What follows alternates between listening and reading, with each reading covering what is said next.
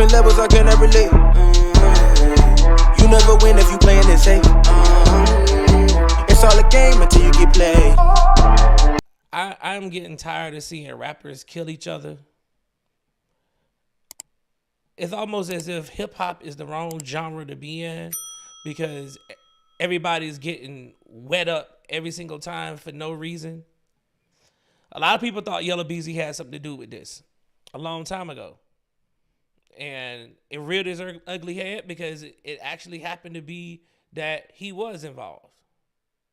And it's a sad state of affairs because now, you know, the family of MO3 has finally gotten closure as to who actually orchestrated this hit against him because it was an orchestrated hit. You don't get shot on the interstate in a drive-by shooting by accident. No, it was organized. And we know that Yella Beezy is the culprit behind the hit. So I'm going to take y'all out to Dallas, let y'all see what happened on the news out there, and then we're going to talk about it.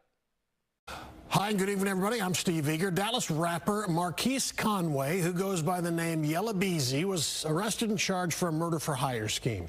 He was arrested earlier this week, connected to the 2020 murder of another rapper. Fox 4's Stephen Dahl is in the newsroom with more. Stephen. Steve, the murder victim back in 2020 was Melvin Noble, who went by MO3. Noble was killed in an ambush-style shooting during the day while he was on I-35 in Dallas. Investigators identified Kewan Dontrell White as the shooter in that crime.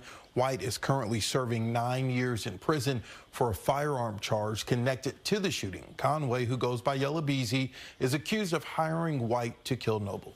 All right, Steve, what's the backstory on this? What are prosecutors saying about a motive for this hit on Noble? Yeah, so we've requested court documents outlining the claims by investigators to arrest Conway.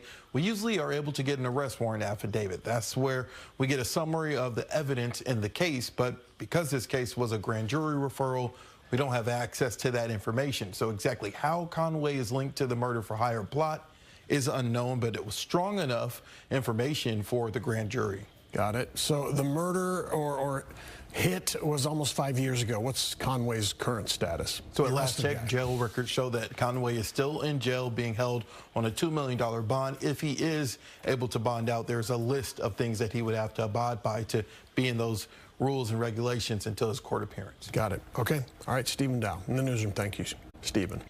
All right, y'all. So y'all seen that. Yeah, we having some serious issues tonight. I apologize completely on this. Power went out and stuff just kind of just screwed up. So I may have to talk about this one again as the case goes along. But essentially what happened was MO3 was gunned down like I said, on the street. They had arrested guys in connection to it. They went to trial for it. And then this grand jury indictment came down with the arrest linking Dallas rapper Yella Beezy to MO3's murder, as he's the person who financed it. It takes a very evil person to put money on somebody's head. But it also takes a very, very sinister person to carry out the hit. You willing to take a life for somebody else for payment as a mercenary, and you're inflicting harm on our community. MO3 was a talented artist. Don't know all the ins and outs of Dallas hip hop scenes and the streets and stuff. I don't deal with that stuff. I'm not the street dude. I don't claim to be one. That ain't my thing. I think I like the artist's music, but this has become a everlasting cycle over the years. You know, most recently these deaths just happen just too often. Don't know what this was about. I really don't care, to be honest. Don't care about what the beef was about. The fact that somebody ordered a hit to kill somebody just says that you really must hate that person. And also to the fact that he actually thought he had got away with it. that these guys were going to go to jail, go to prison, do their time, and he was just going to be on the streets walking scot-free like the mafioso boss. These guys are in prison, sitting there, counting the days that they losing days of their lives behind bars for a murder that they committed, but you paid them to do. While you out making videos, making more money, doing whatever you want to do, doing podcast interviews, doing everything. They're sitting at home. Well, not at a home. I guess you could consider that it's their home now, but they're behind bars in prison in Texas.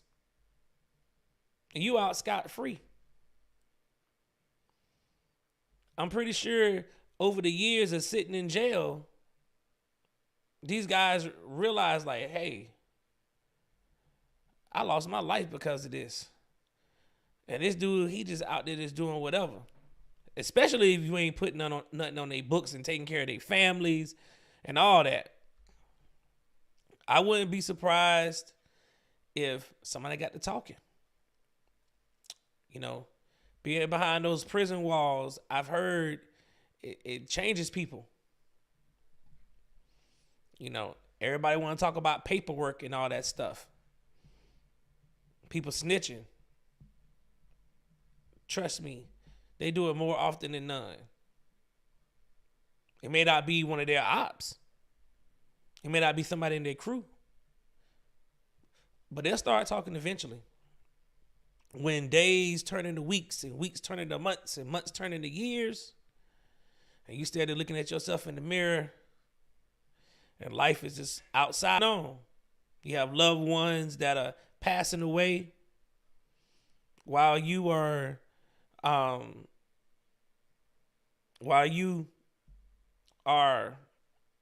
just sitting in there. Can't go see your parents when they pass away. Can't see your brother, your sister, or whatever when they pass away. That time starts to get to them. The walls start closing. That 4 foot by 8 foot box starts to close in on people. Make them go insane sometimes. And while you out here, you know, doing your thing, them guys was in jail, in prison. Contemplating and wondering, was the money worth it? Because they can't spend it now. Was the money worth it? Was killing MO3 for Yella Beezy worth it? Losing your life over.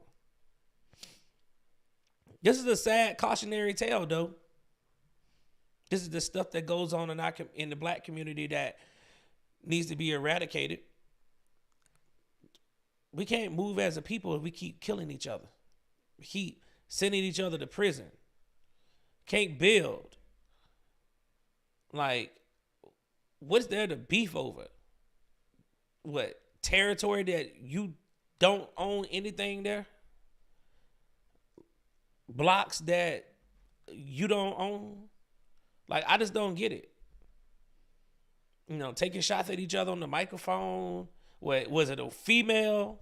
Chances are it was. It probably was some woman tied up in this. It always is. Or some shady dice game or something. Something very, very minuscule that they shouldn't be doing anyway, but this is just part of the culture, I guess. It's the part that nobody seems to want to hold anybody accountable for. As soon as you speak out about it, you're hating and,